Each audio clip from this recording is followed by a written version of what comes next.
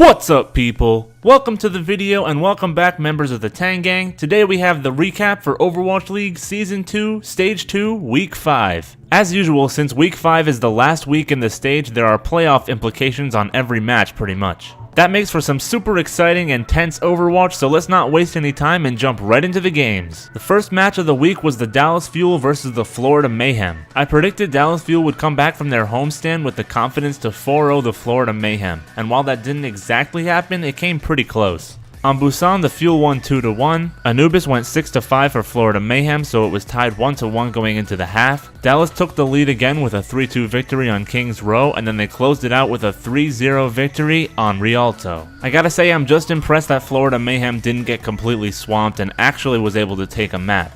That said though, they still lost 3-1. Next we had the Philadelphia Fusion versus the San Francisco Shock, and I guess it was stupid of me to think that Philadelphia would be able to take a map off the unstoppable Shock right now. Oasis 2-1 Shock, Hanamura 2-1 Shock, Kings Row 3-1 Shock, Junkertown 3-0 Shock. It was an absolute stomp, guys. The Fusion needed this one for playoff contention, and we pretty much knew they weren't gonna get it, so it was unfortunate that they had to go against the Shock. They ended up losing 4-0. After that was the Guangzhou Charge versus the Houston Outlaws. I had a feeling this one would be pretty close, but going into the first two maps, it didn't look like I would be right. Guangzhou took map 1, Lijiang Tower 2-1, and map 2, Hanamura 2-0. But then the Houston Outlaws won map 3, Kings Row 2-1, and map 4, Rialto 3-2. They forced a map 5, and you know, as a Houston fan, I was incredibly hyped. This reverse sweep would have been epic, their only win so far this stage. But I guess the Charge were just toying with us. They took the map, Busan, 2-0, and ended up winning the series 3-2. And while they didn't take the series, I'm glad the Houston Outlaws showed a little sign of life. That being said, there's no excuse for the way they performed this stage. We'll talk more about them in a little bit. For now, let's move on to the Boston Uprising versus the LA Gladiators. I said in my predictions video that I could see Boston Uprising really improving with RCK on the roster, but with the tear that LA was going on this stage, I had no doubt in my mind they would take the victory over the Uprising. So what a surprise when I saw Boston take Oasis 2-1 and then take Hanamura 2-1 to go into the half up 2-0. What happened to the team that always lost the first two maps and had to reverse sweep their way to wins? Wherever they went, I'm glad they're gone because this is the team I like to see. Gladiators struck back with a win on Blizzard World 3-2, but Boston Uprising was able to close it out 3-2 on Rialto for the 3-1 victory. This was Lag's only loss this stage, and I'm going to attribute it to the fact that Boston probably prepared for them really hard, knowing they might not make the stage playoffs if they didn't win. And hold that thought because it's going to be relevant again in a few games. Next up was the battle for Canada, Toronto Defiant versus the Vancouver Titans. You never really know what's going to happen with Defiant, but pretty much nobody thought they would beat Vancouver. Map 1 on Oasis, Vancouver won 2-0, but then Toronto struck back on Anubis, winning 2-0.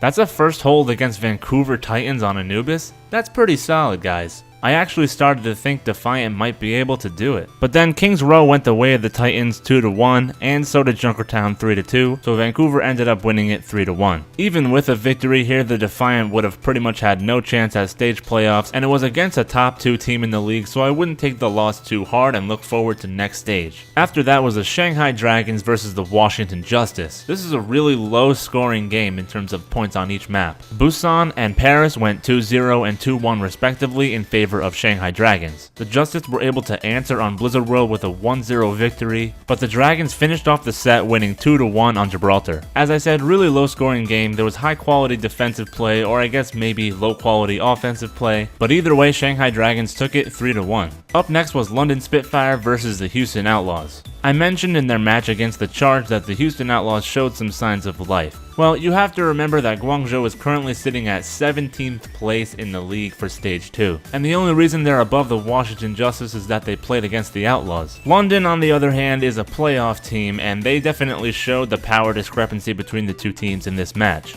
Lijiang 2-0 London Spitfire, Hanamura 2-0 London Spitfire, Kings Row 3-2 London Spitfire, and Junkertown 2-0 London Spitfire. If you were keeping track, the Outlaws didn't score a single point on 3 of the 4 maps, and did not finish Kings Row. One of the heaviest stomps I can remember in this season of the Overwatch League. Houston Outlaws need to revamp their entire roster in my opinion.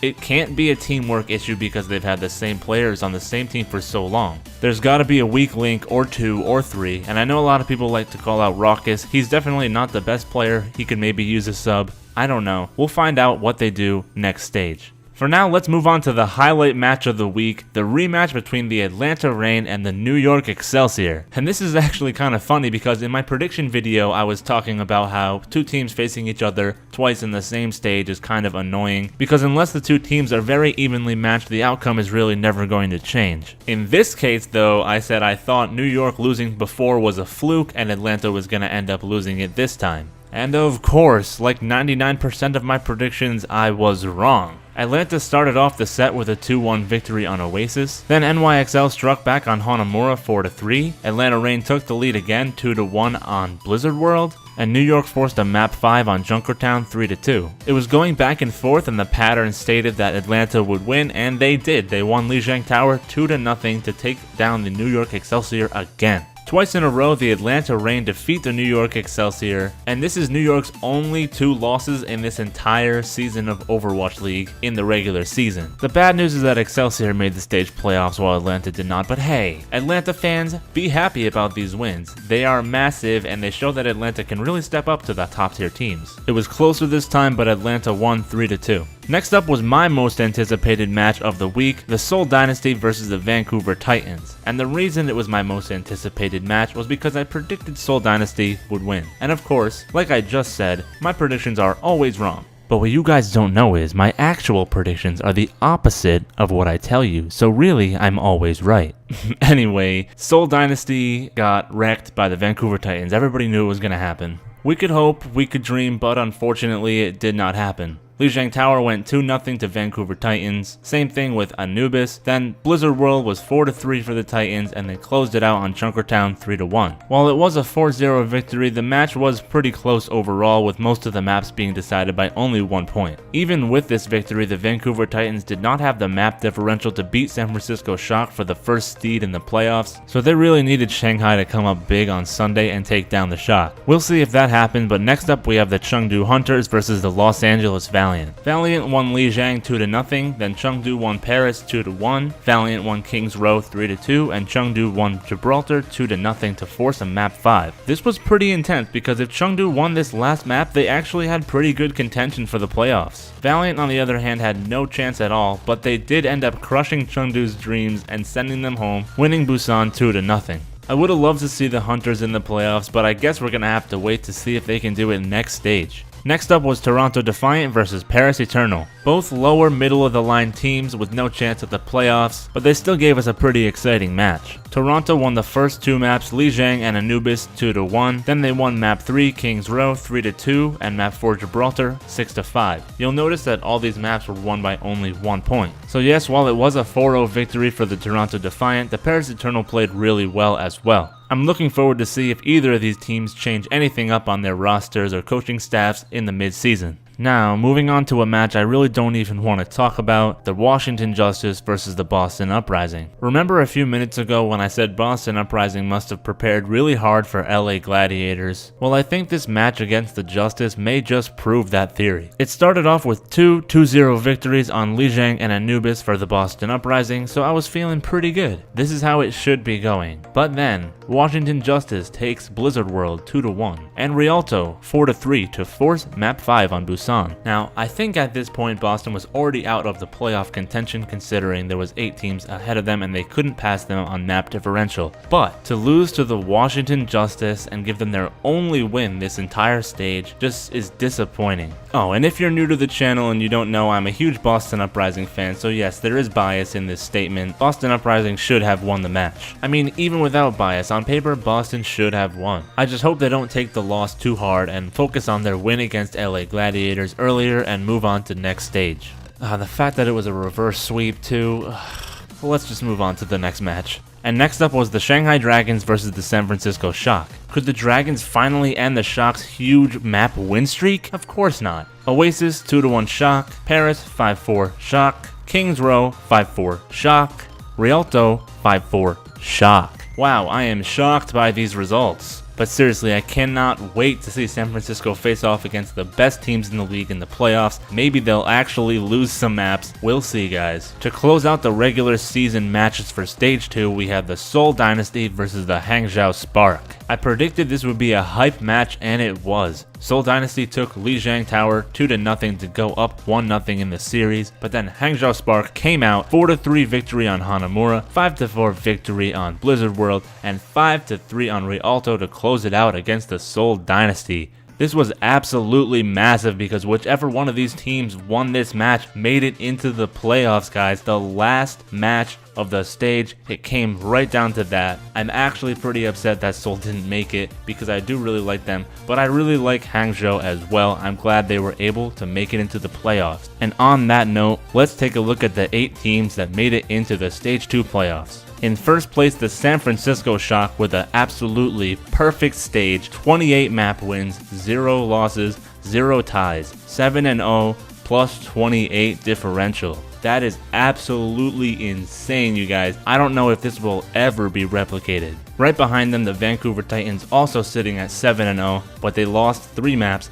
plus 22. Then we have the London Spitfire at 6-1 with plus 16, and the Los Angeles Gladiators also at 6-1 with plus 10. Next up in the 5th slot is the New York Excelsior, and it's actually crazy because if they hadn't lost those 2 matches to Atlanta, they could be in the 2nd spot instead of Vancouver. But they ended 5-2 plus 14. Dallas Fuel right behind 5-2 plus 5, and then the Hangzhou Spark, which we just talked about, 5-2 minus 1. Coming up in the 8th slot, 4-3 Shanghai Dragons with 0 map differential. All the teams below the cutoff were 3-4 or worse, the Florida Mayhem and the Houston Outlaws ending with 0 wins this stage. Overall, I am really excited for these playoffs. We got the Shanghai Dragons making their debut, the Hangzhou Spark also making their debut. It is gonna be epic, guys. And if you stuck around this far, I know you're waiting for the predictions. Let's get right into that. First up is the Shanghai Dragons versus the San Francisco Shock, a rematch from last week, and it'll probably go the exact same way. 3-0 Shock. Moving on to the Hangzhou Spark versus the London Spitfire. Again, I don't see an upset happening here. It's possible because Hangzhou is a very strong team right now, but London Spitfire is probably going to win 3-2. Then we have a potentially very close match between the New York Excelsior and the Los Angeles Gladiators. Lag did have a better record than New York, but then again, New York tends to lose in the playoffs when the pressure is on. I think that will happen this time as well. They're going to lose, and Los Angeles Gladiators will take it 3-2. Then ending off the first round, we have the Dallas Fuel versus the Vancouver Titans. It would be so hype if Dallas Fuel took out Vancouver, but unfortunately, I do not think it's going to happen. I'm sorry, guys. Vancouver will probably win 3-1. So yeah, I know, how boring. The top 4 teams make it into the next round. I'm sorry, just the difference between these teams other than the Gladiators and the New York Excelsior are just too astronomical to predict otherwise. Anyway, on Saturday, things will get reseeded and San Francisco Shock will face off against Los Angeles Gladiators. LA could end the map winning streak, but I